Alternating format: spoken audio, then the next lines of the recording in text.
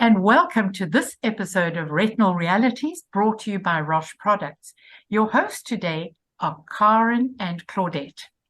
It is Women's Month, and it is interesting to note that since its inception in 1930, OSA, or the Ophthalmological Society of South Africa, has almost invariably been chaired by one of our male colleagues. However, this trend changed just 3 years ago. And yes, for the last 3 years, that august position has been held by a woman. Today, we are indeed privileged to have as our guest Dr. Farah Moti, the current president of OSA. Dr. Moti, welcome and a huge thank you for joining us. Please, will you tell us what brought you to this point in your career? Did you ever imagine when you were at school that you would one day be the head of OSA? Thanks, Karen and Claudette. Thank you so much for having me, especially in this significant month that we're having. To be perfectly honest, no. When I was at school, I never imagined what I wanted to become of my career at all. I knew that I wanted to become a doctor. I hadn't yet decided on ophthalmology. In hindsight, though, I was always interested in official positions like this. In grade 11, I was on the Johannesburg Junior City Council, and I sat on the exco of that committee. I was the secretary there. You know, hindsight is the best foresight, really. And so in hindsight, the fact that I started those positions in school means it was natural that I would seek those positions out later in life. What brought me to it, actually, and what made me ask OSA for a position was when I was in the public sector and running the department at Sebokeng. Sebokeng is a regional hospital, so it doesn't fall under the tertiary academics. It's one of those island hospitals of ophthalmic care left on their own. And I approached one of my colleagues who sat on the OSA Exco at the time and said, I'd love to get involved. I don't see enough OSA involvement in the public sector or collaborations that we could do between public and private. So how do I get involved? And naturally, as I've learned now that we're on the OSA Exco, we're always looking for people who are interested and keen to get involved. And if you show some enthusiasm, you will be brought on. Really, I think what brought me to becoming president only 4 years after sitting on the Exco was, as I joke with people, but it is true, is my big mouth. I'm not afraid to share my thoughts and share my opinions, and I'm also not averse to being corrected on them. But if you don't share and if you don't include yourself, you're never going to really learn. Dr. Moti, that is so typical of women who get involved because they see sometimes the ineptness around them. I just think there's so much happening in the medical world today, and in particular in ophthalmology. What do you believe are the most significant steps that have occurred in ophthalmology during the past 10 years? And what is the future? So in the past 10 years, I, as a medical officer, tempted fate. And it was Jenny Lathwaite, who was my first consultant when I was a medical officer at Laratong. And she said, so now that you've been a bit exposed to ophthalmology, what are you interested in? And I said, well, I can definitely say that glaucoma is definitely not going to be one of my specialties, because it was so unrewarding, especially in the public sector where patients come in and they've got advanced glaucoma and they have tunnel vision, and basically you can diagnose them and that's about it, and do everything you can to preserve what's left of their vision, but can't do much more. And so the first point I'd start with is a minimally invasive glaucoma surgery, where no, that's not great for advanced glaucoma, but we're getting better at screening and we're getting better at treating glaucoma, and glaucoma has become a much more surgical than a medical intervention condition now. And the mechanisms of the minimally invasive surgery and our better understanding of the anatomy to actually treat the natural physiological anatomy is, for me, very exciting. Even though I've spent my career running away from glaucoma and it's been chasing me, so now I've sort of reached a point where I've had to just embrace it. So that's why I've started with a minimally invasive glaucoma surgery. Naturally, this is Retina SA, so I couldn't actually continue without mentioning the gene therapy. That has happened. What I'm hoping will change in the future, in the next 10 years, is actually affordability and accessibility to the gene therapy for retinal diseases. Obviously, for all the conditions you know and you treat, which is like retinitis pigmentosa, the rarer inherited diseases, but also for geographic atrophy in macular degeneration. And that's a big thing in the next 10 years that we need to strive for, is These therapies have started, they're existing, we're starting to see long-term outcomes of all the studies, but we need accessibility and affordability, and that's what I'm hoping the next 10 years brings. Even with the minimally invasive glaucoma surgery, a lot of them are very expensive, and we need to strive now for more affordability. So that is very, very exciting as we listen to you, because it seems as though the pathway ahead is filled with hope. But if people just realize that paying up front, you can save an awful lot of money down the line. And please share with us now what keeps you so very motivated, and listening to you, what brings you back to work every single day with that enthusiasm? So it's a combination of several factors. You need to find some fulfillment in the work that you do. I often joke with one of my friends who's a registrar, and I said, remember, I've been trying to quit ophthalmology since my second year of reg time. And she laughs and she says, well, you're never going to leave it. Look at the position you hold now. And I often think of what made me continue doing it. And it's all about fulfillment for yourself. So it's not necessarily the field that you're in, but it's continuous learning and for your own personal growth. That's most important for me, because I actively seek out opportunities to acquire skills and knowledge, and I actively seek out tackling and challenging projects. It's just the nature of who I am. And that kind of fuels me to excel and bring my best every day. There's also the work-life balance, which is crucial for me. Within ophthalmology, it is one of the specialties that allow for a better work-life balance. I have a husband, I have 3 young kids, they're 6, 5, and 3. And taking time for myself for me is also going to work and being an example to them by going to work, but also then coming and spending quality time with them. And so the combination of that fulfillment in my work, which gives me that fulfillment for myself and also makes me better in my home life, are the factors that keep me motivated. That's amazing. And we know as women, we expect to do everything perfectly. So sometimes it's a fun balancing act. We are very, very hard on ourselves. And that's why we excel so well. But we spoke about the last 3 presidents of OSA being women, and the way that we've seen the ophthalmology world is changing, with women assuming a more and more prominent role. How can we encourage more women to go into ophthalmology? Because we know there's such a lack of qualified people. There is, and I think there's been a lot of encouragement for women to go into the role. What is discouraging is the formality of fellowships in the world today, because it makes it difficult. It makes it difficult for a lot of women. It makes it difficult for a lot of South Africans, where you see the trend now in the world is that you do your specialty, and then you go and you do a formal fellowship, and then you are a subspecialist in some sort of field.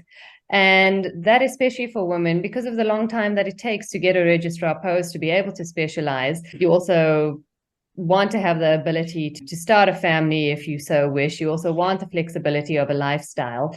And that is actually quite discouraging in the world today. And the shift that has started, that I believe is there because I am a general ophthalmologist, and I've always been a general ophthalmologist because of my role in the public sector. I had to know about everything to be able to run a secondary hospital like that, is that there is a better shift towards general ophthalmologists now than there used to be in the past 10 years, which I think is very important. I think it's very important for patients, because I remember when I first started in private, I spoke to an anesthetist and he was telling me about his mum, and his mum had an ophthalmologist, a retinal specialist for her macular degeneration, and then she was seeing a separate specialist for her glaucoma.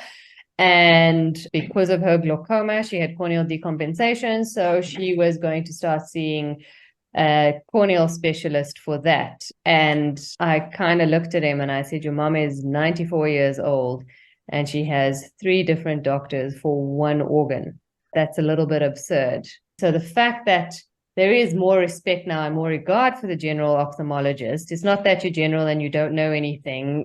It's that you're general, and so you know enough about everything. And it's easier as an ophthalmologist today to do that with the advancements of artificial intelligence, with the advancements of the digital age that we live in. It's easier to learn about all those things now than it used to be, where you don't have to do a formal fellowship. You can do shorter courses like a 3-month observership. And those things are changing the ability of women to actually hold more prominent positions, because you don't need to sacrifice 4 years of specializing plus another 3 years thereafter before you are able to begin your life, essentially. So that has shifted. Some of the negatives that we see that we still need to work on are, whilst the last 3 presidents of OSA have been women, there's a shift, sort of a passive resistance that you see worldwide, where women are taking more prominent academic roles. And so male ophthalmologists tend to sort of dominate the business side of ophthalmology. So there's a shift in dynamic. There's a perceived shift in what is regarded as more important and more worthy. And we need to be cognizant of that fact and aware of that, and not allow ourselves to be undermined by those shifts. We do run our own practices. We do actually have knowledge of business as well. And academics are important because that's actually how we learn to run our practices in terms of the clinical side. It's interesting to see that, over the last 10, 20 years, there's been specialization with the ophthalmologist and even super specialization. And now, as you say, with all the diagnostic techniques and AI, the trend towards maybe general ophthalmology, you see that as a good thing, not a bad thing? I definitely see it as a good thing. I see it as a much more useful thing in terms of patient accessibility. You can't go to one person who says, right, all I do is glaucoma, so I know about this, and you've got to go to so many other people to know about everything else. I think it's definitely a good thing. I think it makes the field of ophthalmology a lot more comprehensive. It is a complex field. And I'm not saying that there's no room for the subspecialization. While we have OSA, which is the Ophthalmology Society of South Africa, and then we have subspecialist societies for glaucoma, for vitreoretinal, for cataract and refractive surgery, for cornea, for orbit and ocular plastics, for pediatrics and strabismology. The fact that we have all those subspecialties doesn't mean that you have to only be a subspecialist to be able to practice those. It just means that that is how complex the eye is, that you need subspecialist fields to be able to divide it and understand all those things better. But you should not be restricted or limited by that to feel that you can only do that subspecialty and you'll only be good at that if that's all you do. In terms of accessibility, about universal health coverage, practicality of patients and treatments, we should all be more generalists now than we used to be. With artificial intelligence and the digital age, it's a double-edged sword. Screening is a lot more accessible. Screening is a lot more affordable with AI. On the other hand, retinal imaging such as OCTs having AI built in are a lot more expensive. And so we're sort of at a dichotomy in terms of technology and in our profession specifically, where things like screening are so much cheaper and affordable, but in order to run a practice by using those artificial intelligence applications, to run a better practice, to be a better ophthalmologist by implementing those tools, that's a lot more costly to run in your practice. Unfortunately, what the prediction is that the only way to survive as an ophthalmologist in the future is to have joint practices where you have the different subspecialties working all together in one practice so that you can afford those machines. But I don't think that there's an argument either which way for you rather be a subspecialist or you rather be a generalist. I think there's plenty of room for both. That's very interesting. How you, as a private practitioner, how do you juggle all your roles and now president of OSA? Because normally the people who've assumed the higher roles in OSA have always been from the public sector, where they have less pressure on their time because of their post and their tenure. It must be very difficult, as you say, with a family, a private practice, and now your roles in the society. Yeah, so interestingly, I mean, I did see that your perception is that it's always been more public sector people in OSA, and my perception has always been it's more private. And I think that goes to the regard and the respect for different roles and the different ophthalmologists in different spheres. But with regard to that, for me, having accepted this position meant that I needed to carve out the time and prioritize this for my tenure. And the person that I am, I want to excel at it. I want to make changes. I want to make a difference. And so that does mean sacrifice and compromising time in order to incorporate that. And so I have done that. I am in a very, very fortunate position of being in private practice with my sister, which is a very special relationship and a very different relationship. And so it's much easier to actually get that support from her for me sacrificing some of that time in private practice during this year to be able to do the work that I want to actually achieve at OSA, but also have her support to our private practice. There are a lot of late nights. There's a lot of afternoon and early evening commitment to my kids and to family. And then that just means being a little bit organized and sitting late at night with my laptop and doing work then. Sort of takes me back to my public sector days, actually, when I was running a department. So we'd finish late, and then I remember sending out emails at 1 a.m. to the clinical manager and the CEO about new changes and implementations and SOPs and things like that. And so you spend a lot more time on work, but it's different aspects of work. Dr. Moti, you really are an inspiration. And you have highlighted so many factors, both challenging and encouraging. Do you have any special message for the young women out there who are listening today and who are contemplating a career, but who are not actually quite sure which pathway to follow? So the most interesting and most difficult thing, I think, about being a young woman or young anyone today is how much more flexible the concept of career and career pathways are than it was for us. If you want to be a doctor, at least you know for the first 6 years it's set out and this is how you've got to do it and these are the requirements. And then if you are in South Africa, you've got to do your internship and then your community service. So you sort of have a set pathway set out for you, whereas if you're doing a career in anything else, you don't really know. So if you're completely unsure, but you're beginning, I would say, firstly, don't be afraid. Embrace flexibility. It's all right to be unsure, but have an idea in your mind that every step you're going to take is going to lead you somewhere. And that's an important thing that I think young people need to remember in the back of their mind so that they don't feel so lost when you're unsure. And not every 17 or 18 or 24-year-old really knows where they want to go in life or what they want to do. But embrace each step and each journey that you're on to say that it's going to lead you somewhere, rather than just doing it just to see. Have the intention that it's going to lead you somewhere. And if you don't know what you want to do, then choose to study things that are going to build your skills, to enhance your skills. You don't need to know exactly what it's going to do for you or how it's going to do it, but learn about finance. Learn a little bit about finance because it's important, because it's an application in everything that you do.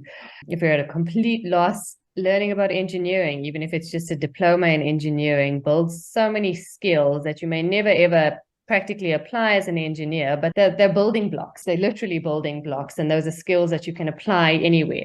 So everything that you're choosing, choose things that are going to lead you somewhere because you're acquiring skills. There's a lot of people that give talks about what are your passions and do what you're passionate about. And I think if I were given that advice when I was young, I would have been completely lost and still lost, because it's difficult. Not everybody knows what their passions are. I'm not sure what I'm passionate about.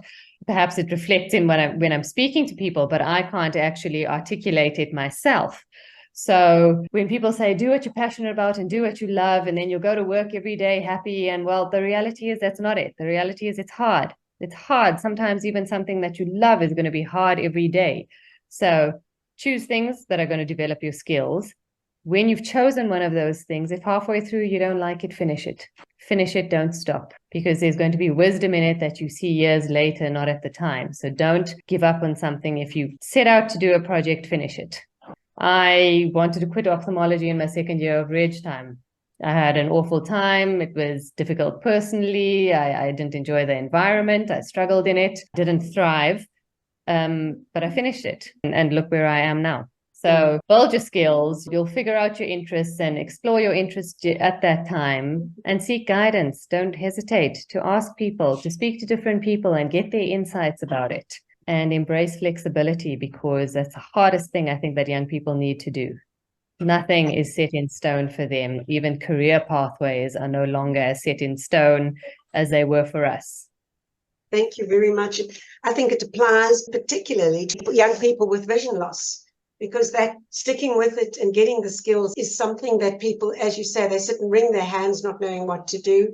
And your advice is very, very valuable. So is your time. And we thank you very much for being on our program and giving this invaluable advice to everybody who's going to hear you. And as Retina South Africa, we're really looking forward to working closely with you during your tenure, and we wish you a really successful tenure. Thank you for being with us. Thank you so much. Thank you again for having me. Thank you.